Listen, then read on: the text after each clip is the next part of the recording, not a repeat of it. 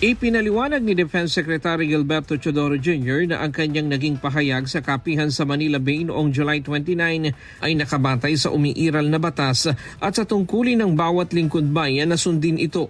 Kasunod ito ng tanong hinggil sa reaksyon niya sa ilang halal na opisyal na umano'y tila pumapanig sa China sa gitna ng mga insidente ng panghaharas sa West Philippine Sea. Sa naturang press conference, sinabi ni Secretary Teodoro na ang Administrative Order No. 29 Series of 2012 ay nagtatakda sa paggamit ng pangalang West Philippine Sea ay ipinalabas alinsunod sa umiiral na batas at bahagi ng batas ng bansa.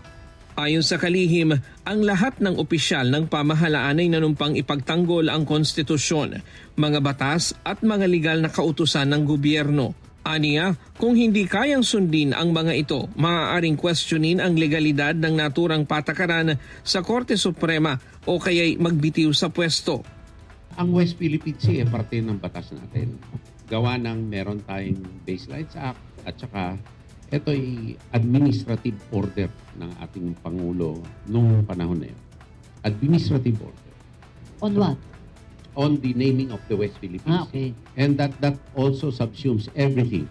Our position on the arbitral award, our position on everything. Kung ikaw ay nanunungkulan sa gobyerno, you are sworn to uphold ang ating saligang batas, mga batas at mga reglamento at administrative issuances. Kung hindi nila matupad ito, either magbitaw na lang sila or questionin nila na illegal ito sa Korte Suprema para magkaalaman at makita ng taong bayan ang tunay na pakay nila. Kung talagang tingin nila illegal or ito ay convenienteng dahilan lamang. Sa isang official statement, nilinaw ng kalihim na ang kanyang pahayag tungkol sa pagbibitiw ng isang opisyal ay hindi dapat ibatay lamang sa paniniwala, kundi sa paglabag sa batas o regulasyon.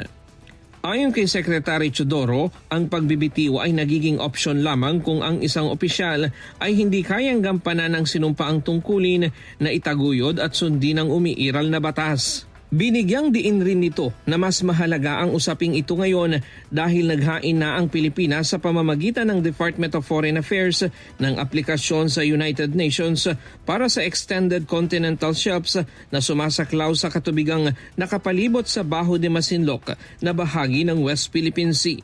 Ayon sa kalihim, kung may mga opisyal na hindi sumusuporta sa posisyon ng Pilipinas, dapat nilang ipahayag ito ng malinaw at panagutan ang magiging pagtingin sa kasaysayan sa kanilang paninindigan. Tinuligsa rin ni Secretary Teodoro ang pagkalat ng fake news at mga headline na anyay nagbaluktot sa kanyang pahayag. Hinimok niya ang publiko na basahin at unawain ang kabuuan ng kanyang naging paglilinaw sa halip na umasa lamang sa mga pamagat ng balita. Muling iginiit ni Defense Secretary Teodoro na ang bawat lingkod bayan ay may pananagutang itaguyod ang batas at ang pambansang interes. Ryan Lacanlale, UNTV News and Rescue. Diyos ang aming sandigan, serbisyo publiko ang aming pinahahalagahan.